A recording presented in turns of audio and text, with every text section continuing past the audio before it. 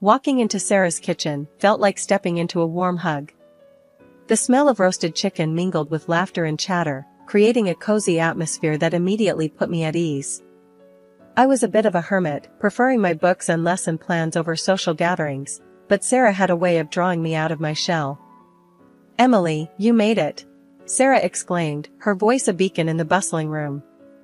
She dashed over, enveloping me in a tight hug that squeezed the breath out of me for a second. "Thought you'd bail last minute." I laughed, shaking my head. "And miss your cooking?" "Never." Sarah was the kind of friend everyone needed. Straightforward, with a no-nonsense attitude that was as refreshing as it was intimidating at times. Her husband, Mark, was the quieter counterpart, a gentle giant with a knack for listening that balanced Sarah's fiery spirit perfectly. As guests mingled, sipping on wine and nibbling on appetizers, I noticed a man I hadn't seen before. He stood out, not just because of his sharp suit that screamed "I mean business," but there was an air about him that caught my attention. He was chatting with Mark, but his gaze wandered, eventually locking with mine. "That's Michael," Sarah whispered, sidling up to me. "Quite the catch, huh?" I raised an eyebrow. "And he's here because?" Sarah's grin was mischievous. "Let's just say, I might have played matchmaker tonight." Before I could protest, Sarah was dragging me across the room, my heart hammering in my chest. "Michael, this is Emily, the friend I've been telling you about." "Emily, meet Michael, the city's most eligible bachelor." Michael extended his hand, his grip firm but gentle. "Pleasure to meet you, Emily." His voice was smooth, with a confidence that made my knees wobble a bit. "Likewise," I managed to say, hoping my nervousness wasn't too obvious. Dinner was served, and conversations flowed as freely as the wine. Michael was easy to talk to, sharing stories of his travels and business ventures that sounded like they were from another world compared to my quiet life as a teacher. "So, Emily, Sarah tells me you're shaping young minds." "That must be rewarding," Michael said, his eyes twinkling with genuine interest. I shrugged, feeling a blush creep up my cheeks. "It's more like herding cats, but yeah, it has its moments." Michael laughed, a sound that made my heart flutter. "I can only imagine. It takes a special kind of person to do what you do." The evening flew by in a blur of laughter and shared stories. As the night wound down, Michael offered to walk me to my car, a gesture I found charmingly old-fashioned. Standing beside my car, the cool night air felt electric between us. "I had a great time tonight, Emily. I was wondering if you'd like to go out sometime, just the two of us?" I hesitated, not used to this kind of attention. That sounds nice, Michael." "Great. I'll call you," he said, his smile sending a wave of warmth through me. "Yeah, I'd like that," I replied, the smile on my face feeling permanent. Driving home, I couldn't shake the feeling that tonight was the start of something new. Little did I know, that dinner at Sarah's wasn't just a simple gathering. Waking up to the chirping birds outside our bedroom window, I stretched, still marveling at the reality of my new life. Married to Michael, living in a house that seemed straight out of a magazine, it was a far cry from my cozy, somewhat cluttered apartment back in the city. The smell of coffee wafted up, pulling me out of bed and downstairs, where Michael was already up, looking every bit the successful businessman, even in his casual morning attire. "Morning, beautiful," he greeted, his smile bright. "Coffee?" "Yeah, thanks," I mumbled, still rubbing the sleep from my eyes. Taking the mug, I sipped the strong brew, letting it chase away the remnants of sleep. "So, what's on the agenda today?" Michael asked, his tone casual as he glanced over his phone. I shrugged. Thought I'd unpack some more boxes, maybe explore the neighborhood a bit. Michael nodded, his attention half on me, half on the emails he was scrolling through. "Sounds good. I've got meetings back to back today, won't be home till late." This had become the norm since we moved in. His presence, once constant and comforting during our courtship, had become more like a guest appearance in our home. I brushed off the nagging feeling of loneliness, chalking it up to the adjustment period of marriage. That evening, when Michael finally came home, I decided to broach the subject. "Hey, can we talk?" I asked as he loosened his tie, looking exhausted. He raised an eyebrow, sitting down on the sofa. Sure, what's up? It's just, I feel like we're ships passing in the night lately. I miss us, I admitted, feeling a lump in my throat. Michael sighed, running a hand through his hair. You know how it is. The business, it's demanding. I'm doing this for us. I know, I do. But maybe we could set aside some time, just for us? A date night or something? I suggested, hopeful. He looked at me for a long moment before nodding. You're right. I'm sorry, Em. Let's do that. How about Friday night? Dinner at that Italian place you love? A smile broke through my worries. I'd like that. As we settled into a comfortable silence, me curled up with a book and Michael with his laptop, I couldn't help but feel that this was just a hurdle we'd overcome together. After our quiet moment of reconciliation, the days started to blend into one another. Michael tried to make time for us, scheduling those promised date nights, but his phone was always buzzing, pulling him back into the world of work. I found solace in setting up our home, making it ours, filling it with warmth and love, hoping it would bridge the gap that his absence created. One evening, as we sat on the back porch watching the sunset, a rare moment when his phone was silent, I decided it was the right time to bring up the topic that had been weighing on my heart. Michael, have you thought about us having kids? I ventured, my voice shaky with nerves. He looked at me, surprise flickering across his face, before it settled into a contemplative frown. Kids? You know how chaotic things are right now. I barely see you as it is. Bringing a kid into this, we're just not ready. I felt a sting at his words, a mix of disappointment and frustration. But we won't ever be ready. There's never a perfect time. I thought. We talked about this before. Michael let out a heavy sigh, running his hands through his hair. I know we did. But things are different now. The business is at a critical point, and we're just not in the right place for this, His words felt like a punch to the gut, leaving me winded. It wasn't the response I hoped for, and it hurt more than I expected. So, what? We just keep waiting? Until when? Until it's too late? Come on, don't be like that. It's not about putting it off indefinitely. Just, not right now, okay? Let's get through this patch, and we'll revisit. I promise, he said, his tone gentle, but firm. I nodded, not trusting my voice. The conversation had not gone as I hoped, leaving a heavy silence between us. As the night drew in, the gap between us felt wider than ever. 2 years flew by, and the change in Michael was like night turning into day, only in reverse. He was always at the office, buried in work, leaving me alone in our big, silent house. I found myself diving into my teaching, taking on extra classes, even snagged a part-time job to fill the echoing quiet of my days and nights. Michael? When he did show up, it was like living with a storm cloud. Parked in front of the TV, a beer in hand, he'd throw out comments about how I looked, how the dinner tasted like cardboard, or how the house wasn't up to his standards. It was nonsense, all of it.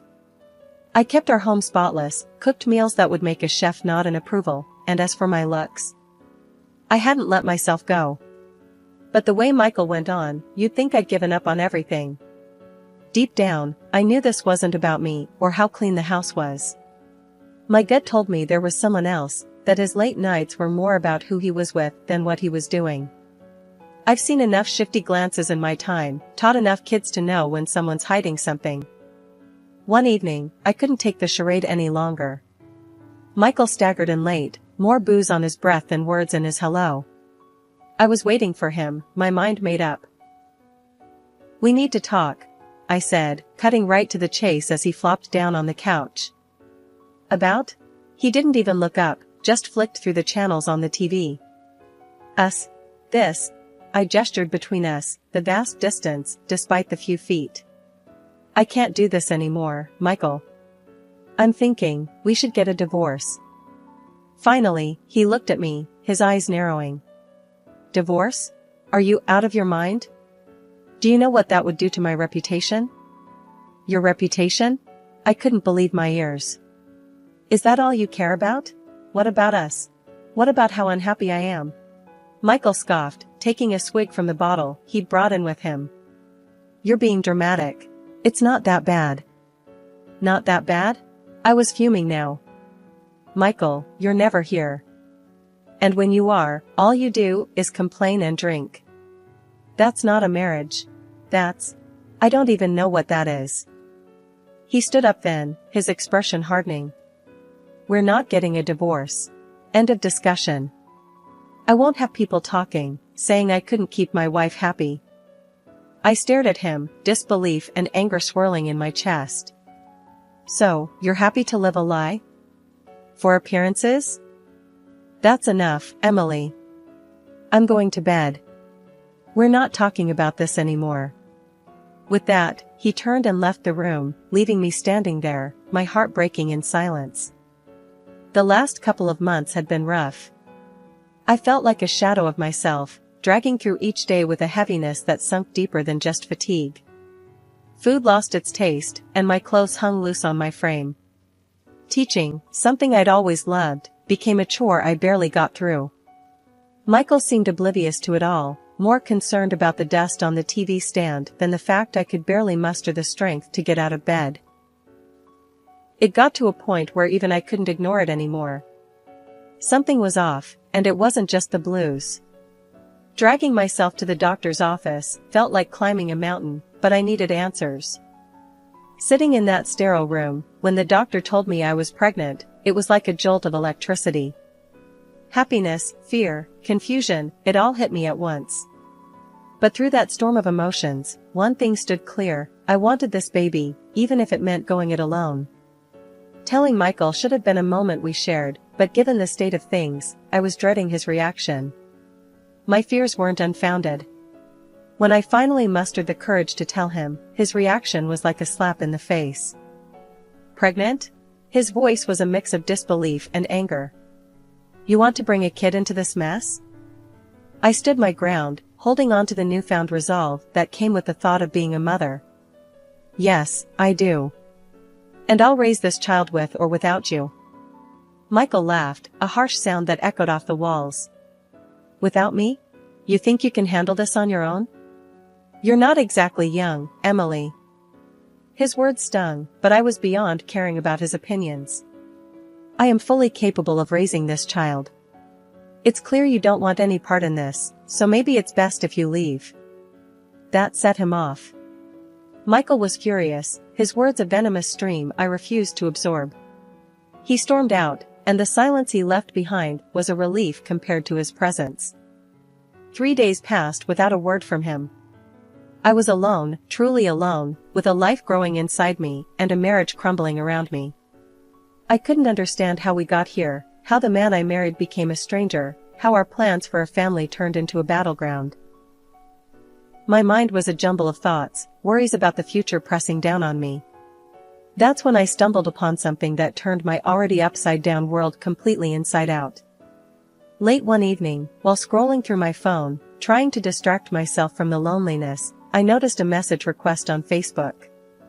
It was from someone I didn't know, a woman.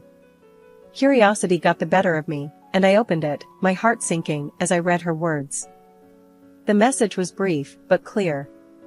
She claimed to be in love with Michael, telling me to let him go, because he didn't love me anymore.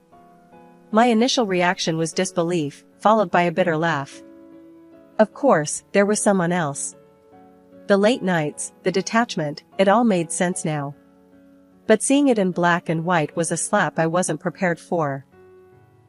Fury and hurt swirled inside me, urging me to do something, anything. So, I did what any self-respecting, scorned woman would do. I went to her profile. There, smiling back at me from the glowing screen, were pictures of Michael and her, cozy and smiling, a stark contrast to the coldness I'd been living with. I felt sick, my hands trembling as I put the phone down. It was one thing to suspect, another to have it confirmed so blatantly. I needed to confront Michael, to hear him admit it. But first, I needed support. Staring at my phone, the message from Michael's mistress still burning bright on the screen, I felt a surge of disgust and betrayal so intense it was like a physical blow. My hands shook with a mix of rage and heartache. Without thinking, I dialed Anna, my sister, needing someone to anchor me in this storm. Anna. I choked out the moment she answered, my voice a whirlwind of emotions. He's been cheating. There's someone else, and she had the nerve to message me. Anna's voice came through, sharp and clear, laced with anger on my behalf. That lowlife. Are you okay? What are you going to do? I'm done, Anna. I'm filing for a divorce. I can't do this anymore. Not only that, I'll make sure he pays for this, compensation for his cheating and alimony for the baby. I said, my voice growing stronger with each word, my resolve hardening. Before Anna could reply, a shadow fell over me. Michael had entered the room, his face a mask of fury and shock. Without a word, he snatched the phone from my hands, ending the call. Filing for divorce, huh? And you think I'm going to just roll over and accept that? He spat out, his voice laced with disdain. I don't care what you accept. You've made your bed, and now you're going to lie in it. I want nothing to do with you. I shot back, my heart pounding in my chest. Michael sneered, a cruel smile twisting his lips. I'm not marrying her, Emily. It was just an affair. And you think I'll give you a divorce? Pay you alimony? He laughed, the sound bitter and cold. I won't let you drag my name through the mud. And I sure as hell won't be paying for a kid that might not even be mine. His words were like daggers, but I stood my ground. You don't have a choice. I'll go through the courts if I have to. You think you can live this double life, juggling your wife and your mistress, without any consequences? You're wrong. Michael's anger seemed to boil over at that. You have no idea what you're getting into. I won't let you ruin me. He hissed, his face inches from mine. I'm not the one who ruined us, Michael. You did that all on your own. And now you're going to face the consequences, I said, my voice steady despite the storm of emotions raging inside me. The words Michael spat out about not wanting the baby and his refusal to leave his double life behind hit me hard. I was reeling from his coldness, his outright cynicism. In that moment, my decision was made, I was leaving. But as I turned to grab my things, a sharp pain cut through my stomach, so intense it ripped a scream from my throat. Michael, call an ambulance. I gasped, doubled over in pain, clutching at my belly. He looked at me, annoyance flickering in his eyes, before being replaced by a reluctant sense of responsibility. I'll drive you, he muttered, clearly irritated by the inconvenience. It was pouring outside, the kind of relentless rain that blurred the world into a watery haze. I struggled to the car, each movement a burst of agony. Michael drove, silent and tense, as we navigated the slick country roads. Then, horror struck, a warm rush of blood, a crimson stain spreading over my clothes and onto the car seat. Michael! I cried out, terror seizing me. There's so much blood. His reaction was a mixture of anger and disgust. Get out! He barked, pulling over with a screech. You're ruining the upholstery. In disbelief and pain, I somehow managed to get out of the car, expecting I don't know what. Help, maybe? But Michael just drove off, leaving me there alone, in pain and bleeding on the side of the road. I don't know how long I was there before darkness swallowed me whole. When I woke up, the sterile white of a hospital room greeted me, and my sister, Anna, was there, her face etched with worry and relief. Emily, thank God, she breathed out, squeezing my hand. I found you on the road. I was so scared when our call dropped, and I came looking for you. The pain had dulled to a throb, overshadowed by a heavy sense of loss. The baby? I whispered, fearing the answer. Anna's eyes filled with tears. I'm so sorry, Em. They couldn't save the pregnancy. Grief washed over me, a tidal wave of sorrow for the life that would never be. Amidst the pain, Anna shared that Michael had been in an accident too, found not far from where she'd found me. It seemed fate had a cruel sense of irony. He's here, in the hospital. It was his fault, the crash. she said quietly. It wasn't long before a police officer entered my room. He was a middle-aged man with kind eyes, introducing himself as Officer Daniels. He pulled up a chair, his demeanor gentle yet professional. "Mrs. Thompson, I understand this is a difficult time for you, but I need to ask you some questions about last night. Your sister informed us of the circumstances leading up to your situation," he started, glancing at Anna before turning his attention back to me. Taking a deep breath, I nodded, signaling him to continue. "Yes, I'll tell you whatever you need to know." Officer Daniels nodded, taking out a notepad. "Can you tell me about the argument you had with your husband?" The memories came flooding back, and I recounted the events, my voice steady despite the pain that throbbed in my heart. "We argued about our failing marriage, about his infidelity. And then, when I needed him the most, he abandoned me on the side of the road." The officer's brows furrowed as he scribbled down notes. "And he was aware of your condition? That you were pregnant?" "Yes, he knew. I told him, and he didn't care. He left me there alone," I managed, the bitterness in my voice surprising even me. Officer Daniels's expression softened. "I'm sorry you had to go through that, Mrs. Thompson. Based on your account and the preliminary investigation, we're looking into charges of neglect and endangerment against your husband. His actions led to serious consequences for you and the loss of your pregnancy." Anna squeezed my hand, her presence a silent support. The thought of Michael facing consequences for his actions was a cold comfort, but it was justice, however small. "What happens now?" I asked, the weight of everything crashing down on me all at once. "We'll proceed with the investigation, and I'll need you to provide a formal statement when you're ready. We'll do everything we can to ensure your husband is held accountable," Officer Daniels assured me, his voice firm. As he stood to leave, he paused, looking back at me. "Take care of yourself, Mrs. Thompson. We'll be in touch." After he left, the room was silent, save for the steady beep of the heart monitor. Anna was the first to break the silence. "He'll get what's coming to him, Em. You're not alone in this." The days that followed were a blur of doctors, police statements, and endless hours of trying to piece together a semblance of normalcy. Michael had been charged, and the news of his actions and subsequent arrest made headlines, tarnishing the reputation he valued above all else. After everything settled, the divorce, the court cases, and Michael's downfall, I started to rebuild my life, brick by brick. The compensation and the justice served felt like a cold comfort, but it was closure.